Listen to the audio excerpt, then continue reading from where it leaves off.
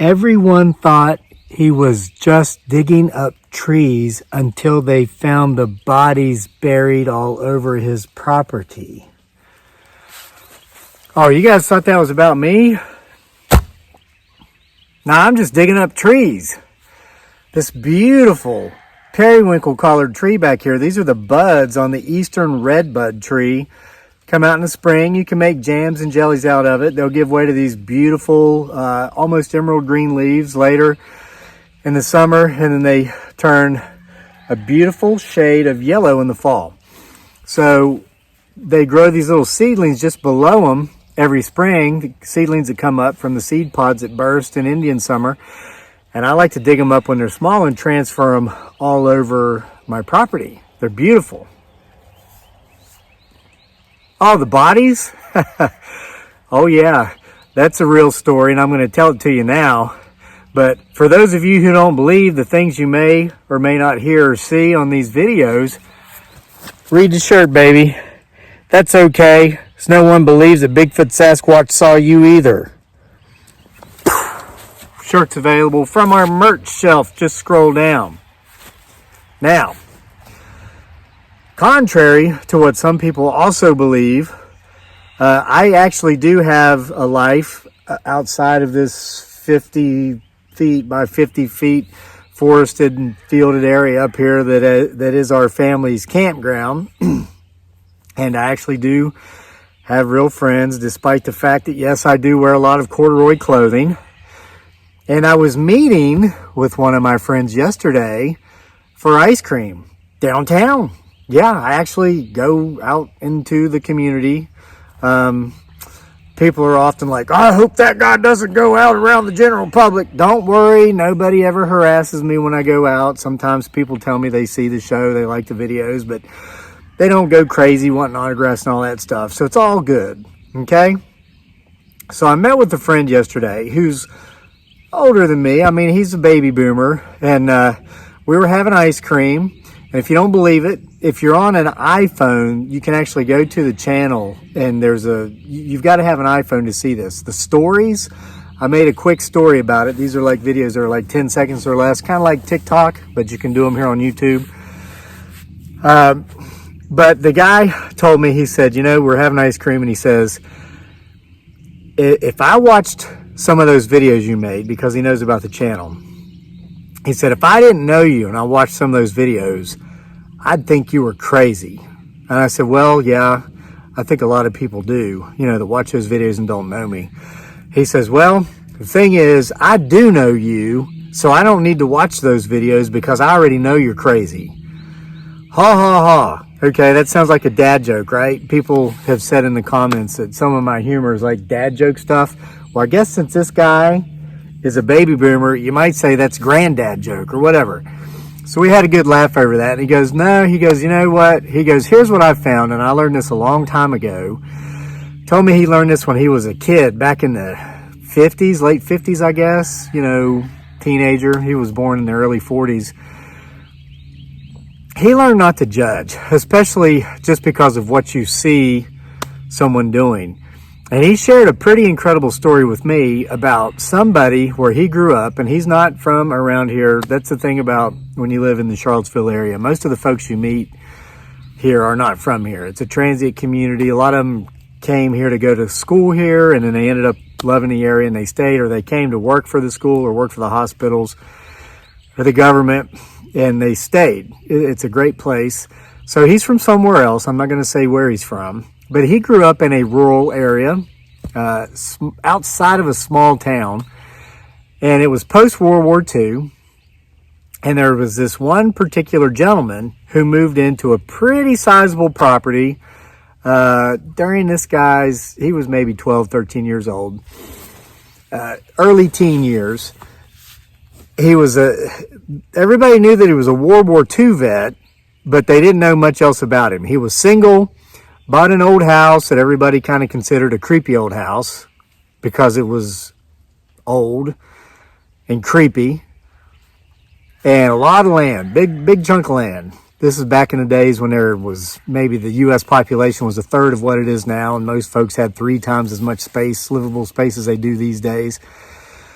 So he told me that, much like myself, when the guy bought the land, he had the front of the property bordered the main road that went through that area. It didn't have a lot of traffic, but it did have some traffic. So the guy started digging up trees on the back part of his property, much like we've done here, and he started putting them along the road frontage. And nobody thought much of it. They thought, well, that guy, he wants some more privacy. He doesn't want, everybody driving by in the cars being able to see him hanging out in his boxers maybe on a hot summer day, or maybe he doesn't want to see the cars. This is what they thought, at least, because he did transfer a couple of the trees down there to get a little bit more privacy from the road, but he didn't block the road entirely. And what they started noticing was that as he was digging up holes around his property, there weren't any trees coming up out of these holes. So to say, he wasn't just going out, taking his shovel, digging up a tree, transferring it. He was just going out digging up holes. And he'd dig down. Nobody was exactly sure how deep he was digging because they weren't approaching him on the property. Well, my friend that told me this story was curious. Him and his buddies were curious. And they wanted to figure out what he was doing. Now, it was none of their business.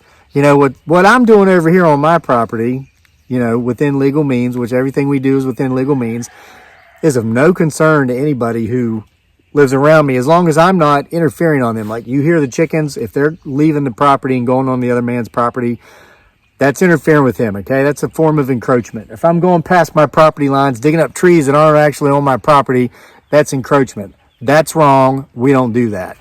If I'm over here splitting wood or doing whatever else, planting stuff on my property, that's nobody else's business.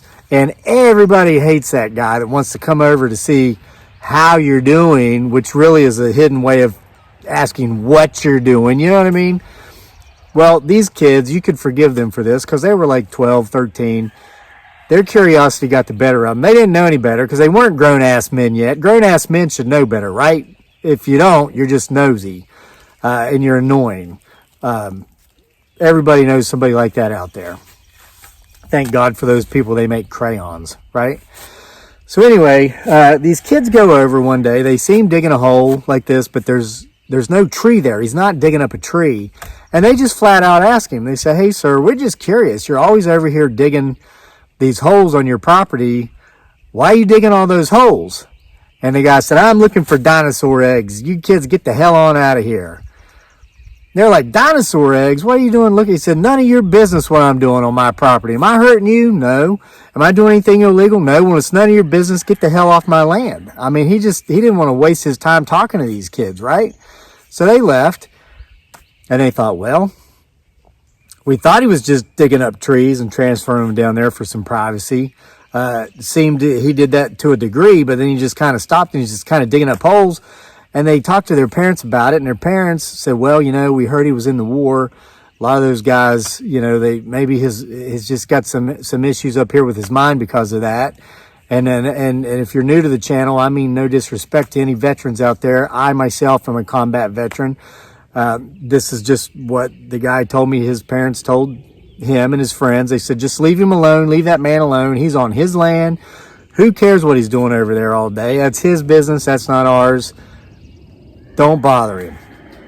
Well, my friend, being that he was a teenager, he couldn't just, not be curious about what this guy was doing over there. He was always outside and he was always digging these holes. But his curiosity, him and his buddy's curiosity, got piqued even more a couple of years later when the dude went out and bought like a small excavator. I think that's how you say it. Any word that has an X and a C close together is very hard for me to pronounce. Like exacerbated. That's a very hard word for me. I can write it, but I have a hard time spelling it. That means to make a matter worse. So these kids, him going out and getting this excavator exacerbated their curiosities. So they went over and asked him again. A couple years had gone by. I guess the older man had gotten a little bit more comfortable being around there. His kids came back over and they said, sir, we know it's none of our business. We know you're doing this on your property. You're not bothering us. And yeah, we're coming across as nosy, but we just got to know why you're digging these holes now, to the degree to where you've gone out and gotten a small backhoe to do it. That's the word I'll use, because there's no X and C together there. They said, we don't believe for a minute that you're over here digging up dinosaur eggs. What's going on? And he said, well, you boys want to hear a story? And they said, well, yeah. And he said, do you believe in ghosts? And he said, well, we never thought about it much, but guess it's a possibility. So he said, all right, boys, I'm going to tell you what I'm doing. I'm going to tell you what I'm digging for. I'm digging for some bodies. I'm looking for some bones. I'm looking for some remains. And they're like, the remains of who? The remains of what? And he goes, well, I'm not exactly sure, but there's been a few people I thought was trespassing on my land. He said, at first I thought maybe they were nosy neighbor types coming over to introduce themselves to me and maybe say, what are you doing, or how are you doing, which is really the nosy neighbor way of figuring out what you're doing. He says, but it wasn't the case. He said, I'd go up to them, I'd approach them. They always came right before night fell, like just after the sun had set, but it was still daylight, twilight, I guess maybe we'd call it. And for those of you who know anything about the veil growing thin, we know that this happens at certain times of day, certain times of year, certain places, like right here, where field meets forest, when there's moisture in the air, like a drizzly day like today, and especially when day becomes night. That's when these people were appearing on the property. And he said the first time he saw one, he thought it was a girl pulling his leg. She's about a 16-year-old girl. And she said she has to have closure. And he said, closure for what? And of course, he's thinking she just broke up with her boyfriend or something like that. And she said, well, closure with my murder. I'm dead. I've not had closure. My family's not had closure because my body's never been found. I'm trying to find somebody who will find it for me. Well, my friend telling me this story yesterday, of course, over ice cream, had me so enthralled by this point. I had ice cream running down my hand and running down my wrist. And I asked him, I said, are you making this story up, hoping I'd tell it on YouTube? And he said, no, but I do hope you tell it on YouTube, because this is a pretty neat story and I think it'd be good for your channel. I said, all right, we'll keep telling it so I know how it ends, and I'll tell it on YouTube tomorrow. All right, so the long and short of it is, this girl was a ghost. And she went on to explain that she had been abducted. She had had some very bad things done to her, and she had been murdered, and her body was hidden somewhere in the woods, somewhere on this guy's land. So my friend, when he was 14 or 15, and his buddies that were with him were just listening to this man, enthralled by the story, the man continued the story, and he said, but she's not alone. There's been others. There was a young guy, like 16-ish, and a woman in her probably mid to late 20s. Similar stories. Abducted, terrible things done to them, murdered, bodies buried. So the guy said that's what he was looking for. He was digging. He was looking for these bodies because, as he explained it to my friend, the entire reasoning behind a funeral, for instance, is for people to be able to have closure. So that not just those of us who still are on the living side can kind of, put our loss to rest, but so that those who have passed on can have their closure as well. They can see those wonderful faces for one last time, coming to see them. They can have it known without doubt they've passed on. It's time to go into the light or whatever happens. My son asked me the other day what happens after we die. I said, we're dead. And he goes, no. And I told him, I said, I don't know, because nobody's come back to tell us, So the guy was so emphatic toward the three different spirits that had visited him on his land. He was just determined and set out to find the remains so they could identify the bodies, because he didn't know who they were. My friend told me, they asked the man, well, who are these missing people? And he said, I don't know. I don't know their names, don't know where they're from, but, you know, they can maybe identify the remains if I can find the remains, track down the families, have closure, maybe even capture the killer. So my friend as a teenager and his friends now had the story as to why this guy that everybody just thought was a crazy veteran was over there digging holes, even though he wasn't digging trees, and why he'd finally gotten a backhoe to be even more proficient with his hole digging.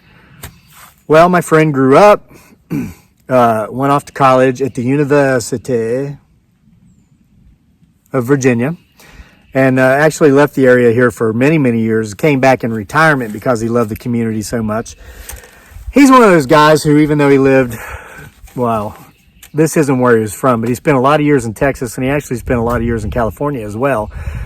He would still fly back 2 or 3 times a year in the fall for home football games. That's how much he loved, you know, the Who's in this area. And he finally just, after he retired, he moved back here. So he said, you know, after he went off to college and got out there in the world, he never thought much about this guy that was always digging these holes, and the story he told him about the spirits visiting him, until he was about in his mid-30s. He went back for, well, he would have been in his late 30s, 18, 28, 38. Went back for his 20-year high school reunion. They had built one of these fancy schmancy subdivisions that the baby boomers kind of brought into existence and made popular. And they were building it not on that guy's land. You know, the guy that was out there digging with the shovel, it wasn't on his property. It was close to his property, but it was a couple properties over. And they found the remains of several bodies, okay? Unidentified, as my friend was telling me the story just yesterday, over quickly melting ice cream. To this date, he had never heard if they had ever been identified, because this, of course, happened 30 years ago. DNA testing, all this stuff wasn't nearly as advanced as it is today. So they did find bodies, wasn't on the property where the crazy, and of course the veteran that lived there, who wasn't so crazy after all, and I guess that's kind of the point my friend was trying to make with this story. He says he reads through the comments on my channel, and he doesn't know how I do it. Everybody tell me I'm crazy, I need psychotherapy, yada, and I've gotten that. I've been diagnosed with Yabbitt's disease. I personally came up with the cure for Yabbitt's disease with one simple word. That simple word is however. So now, when I try to justify why I did something, when somebody says, you shouldn't have blah, blah, blah, I go, yeah, but, you know, I did it because, Nope. Now I say, you may be right. However, and then I say what I'm going to say. So I've self-cured myself of Yabbitt's disease, and I saw that other shrink, that Gen Zer. He told me I was terminal. The words I say mean something, blah, blah, blah, blah, blah, whatever. So anyway, I just told the guy I don't care. I don't care. What other people think of me is none of my business anyway. So, here's the creepiest part of the story though, because right now it's not making a whole lot of sense. Where's the connection? Well, the connection is this. That land that World War II veteran owned was only one parcel of an original, much larger piece of land that had been owned by a previous seller before him, and somebody before him. It got cut up. But going back about 2 or 3 generations, that land was one piece. So though the bodies were buried on that land, the land had been cut up by that time.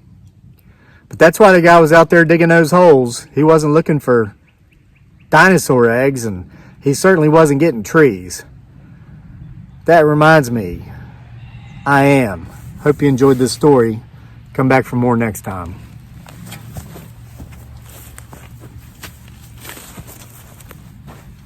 Available on the merch shelf. Just scroll down.